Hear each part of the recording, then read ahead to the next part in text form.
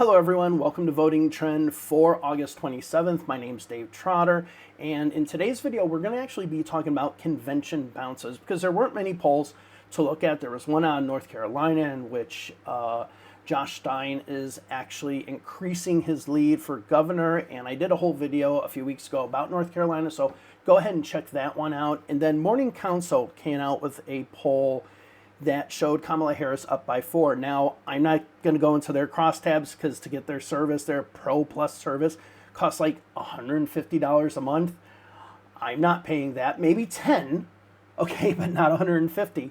And so with their poll, they said that they notice no convention bounce for Kamala Harris. And that's why I want to talk about that. This is the real first post-convention poll that we've seen that's been released by anyone. And I have a feeling in the next day, maybe starting today or tomorrow, we'll start seeing a slew of post-convention polls and see where the Democrats might be picking up or not. But I personally don't think there's going to be a huge increase for the Democrats. I think it's going to be kind of subdued, but that's not necessarily a bad thing. So let's look at convention bounces. Let's just look at a little brief history. The convention bounce thing really hasn't happened that many times, and it's only happened recently. Why? Because the whole thing about convention bounces is how well a convention performs on television to the electorate. So, until 1950s, there weren't even any televised conventions because there was no television, right? So in this situation, it's a phenomenon that's happened recently, and conventions went from being these organizations where people met and got together to being kind of a party atmosphere and more of a glitz and glamour media market type of thing. So what a convention has changed, but also one of the things that have changed are the resources we have to look at candidates. So let's look at convention bounces that have happened in recent times. So 1992, Bill Clinton goes into the DNC convention. 3 weeks before the convention, he is down significantly in the polls, down by about 10% to George Bush and running third behind a Ross Perot. He has his convention, which is, to me, still to this date, the best run convention of all time for what they needed to do and how they needed to perform. Bill Clinton comes out of that with Ross Perot saying he's not going to run for president and Bill Clinton leading 55-31. I mean, this is the biggest swing that we've ever seen. Now, in the previous poll before the election, Bill Clinton had 24%. He ended up in the election with 43%. So even though he didn't have the 55% because Ross Perot would get back into the race, you still saw a big 19% push after that convention, a sustained bump of 19%. That, along with Al Gore being his running mate, you started seeing the polls shift as soon as that announcement was made as well. So that is probably the best example of a big push. Now, Al Gore in 2000 did have one as well. So before the DNC convention, Al Gore was down significantly. He was losing, I think, 38% to 50% to George W. Bush. But after the Democratic convention, all of a sudden Al Gore is up 45 to 44%. And of course, we know in the general election, he actually won the popular vote. So there are times where it's happened, but since then, we really haven't seen that. We might see one party have a small bounce, another party have the small bounce as well in the same election, and then things kind of even out, and maybe we have less undecided voters.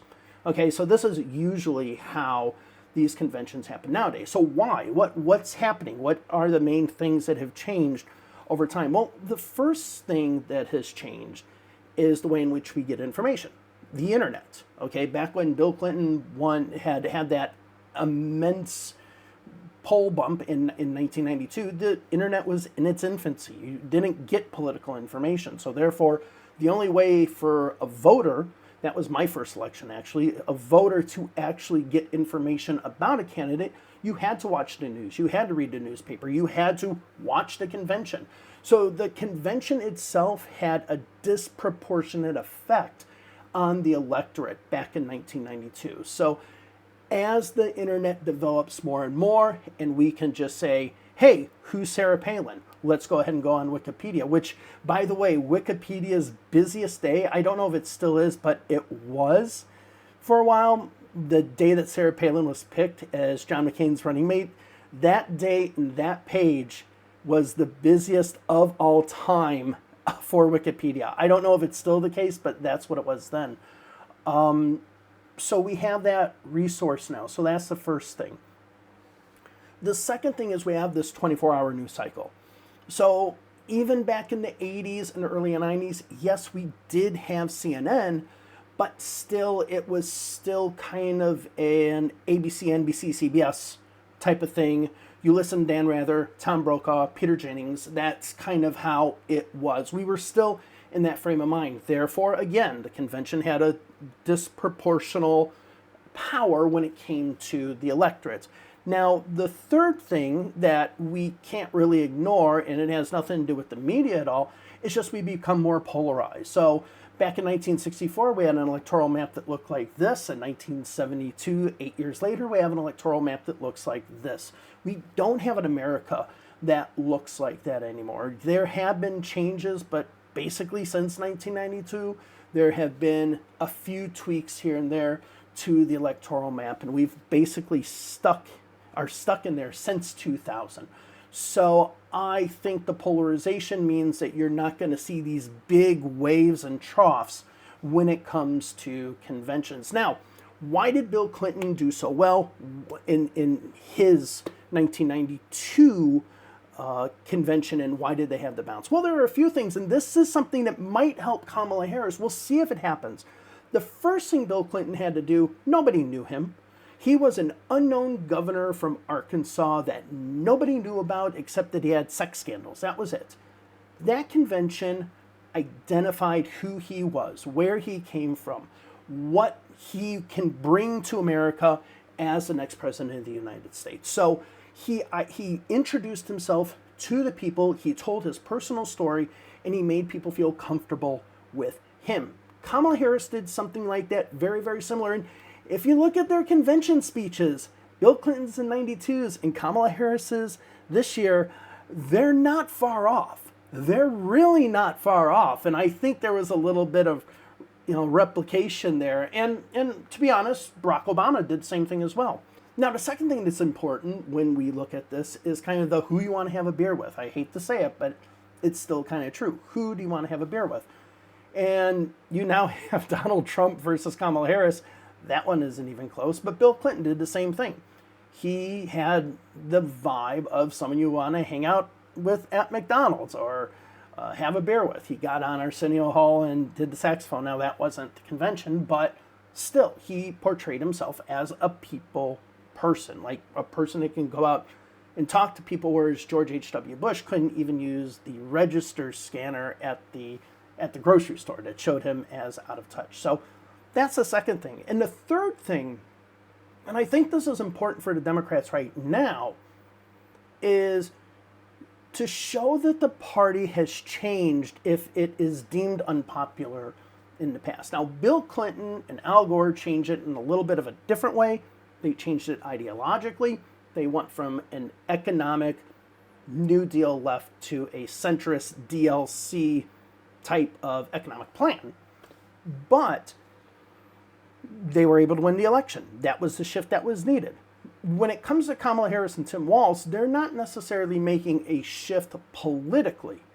I think they are in some ways or another, but they're not saying it very, hey, we're going from New Deal to centrist economic policies. What Kamala Harris has done is saying we're doing a new generation. Okay?